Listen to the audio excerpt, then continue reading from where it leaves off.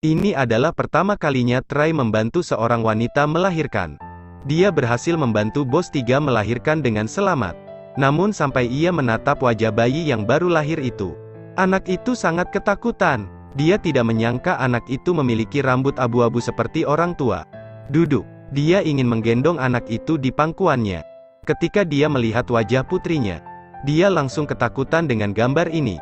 Dia tidak mengerti mengapa putrinya menjadi seperti ini. Bos 3 tidak berpikir banyak, langsung disalahkan. Dia pikir J memasukkan obat ke dalam makanannya. Itu sebabnya dia mengubah putrinya menjadi bentuk ini. Untungnya, bayinya masih sehat. Ternyata pelayan. Dia diraba-raba oleh pria di jalan. Dia diselamatkan. Setelah melarikan diri, keduanya harus melompat ke danau. Untungnya mereka lolos. Juga karena melompat ke danau, citra buruk terjadi. Akhirnya dibawa ke peternakannya. Keduanya menghabiskan malam bersama. Hal-hal yang seharusnya tidak terjadi telah terjadi. Tapi dia tidak bisa membawanya pulang. Karena dia punya 2 istri di rumah. Berlututlah dan mohon padaku untuk menjadi pelayannya. Bahkan jika Anda tidak memiliki judul apapun. Tidak apa-apa, lembut hati. Jadi setuju. Tapi begitu dia mengikutinya pulang, dia dipukuli oleh istrinya untuk pertandingan. Mengatakan bahwa dia telah merayu suaminya. Jadi dia ingin memberinya pelajaran. Memilih untuk tidak membayar kembali. Juga karena penampilan ini, dia menerima cinta. Bergegas menghentikan istrinya. Dia kemudian bersumpah bahwa dia tidak akan pernah memiliki istri ketiga. Tentu saja, targetnya bukan hanya pelayan. Dia sudah sangat miskin. Dia datang ke sini karena dia menginginkan tempat di keluarga. Saat ini dia sedang berbicara dengan seorang anak laki-laki. Dia juga pembantu di rumah. Hari-hari di rumah tidak mudah. Kembalilah setiap beberapa hari. Terkadang dia memberinya beberapa tamparan. Terkadang membawa urin kuda ke tubuhnya. Tetapi tidak peduli seberapa banyak kesulitan yang dia alami. Dia tidak ingin pergi. Dia juga sering bertemu secara diam-diam. Sayangnya, pelayan saya melihat gambar ini. Setelah kembali ke kamar, dia diberi korek api lagi. Sudah terbiasa dengan perasaan dipukuli setiap hari. Tidak lama kemudian, dia mengetahui bahwa dia hamil. Juga menemukan rahasia ini. Akhirnya mendapat pemukulan lagi. Pada saat yang sama di sisi lain, setelah istri kedua melahirkan, dia tiba-tiba jatuh sakit parah. Tidak lama setelah itu dia meninggal. Sangat sedih. Dan Fitnah adalah orang yang menurunkan makanan. Saat ini sedang berduka atas meninggalnya istri keduanya. Dia tidak tahu siapa yang benar. Akhirnya, setelah mendengarnya sebentar, saya memutuskan untuk menghukumnya dengan 100 cambukan. Meskipun saya tidak memandang penderitaan dengan perasaan, tapi tetap terima untuk dilakukan karena setiap cambuk sangat menyakitkan. Dia bersumpah dalam hatinya, pasti tidak akan memaafkan siapapun yang telah menyakitiku. Setelah dipukuli, dia digantung di pohon. Anak laki-laki itu membawakan makanan dan air untuknya. Dia mencoba memberinya makan sedikit demi sedikit. Tetapi dia tidak mau membiarkannya. Dia mengirim pelayan untuk membawa makanan. Bermasalah sehingga tidak ada yang tahu apa yang telah ditambahkan ke piring. Di sisi lain adalah memohon pengampunan. Pada akhirnya, dia setuju.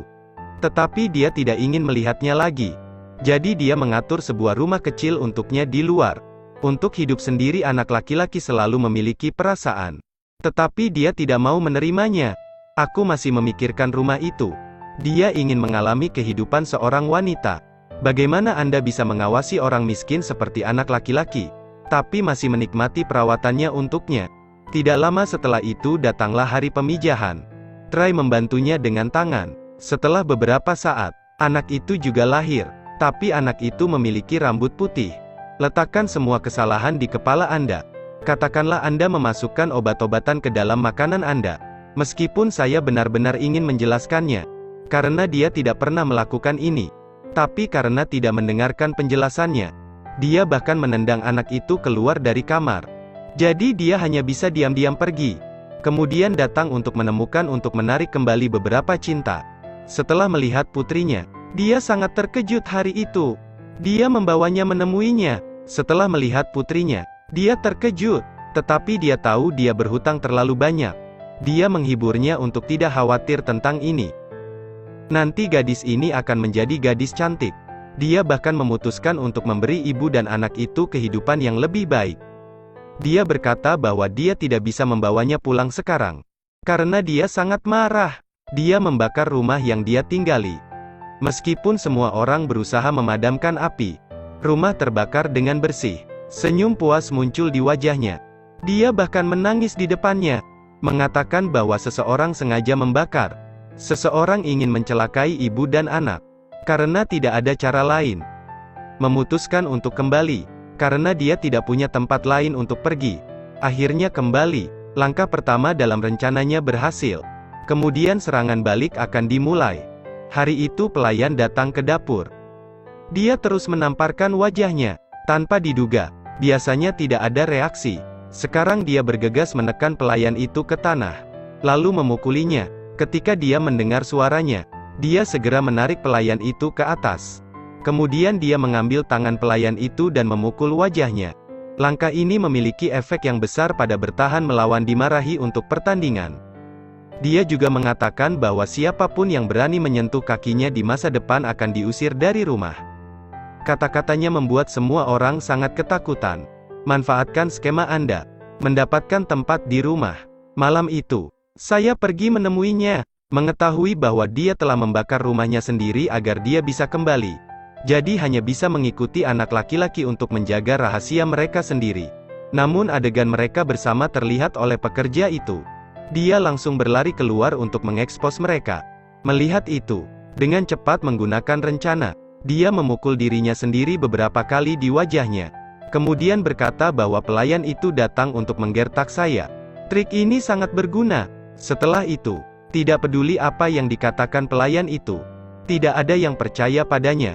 Setelah mengetahuinya, dia sangat marah.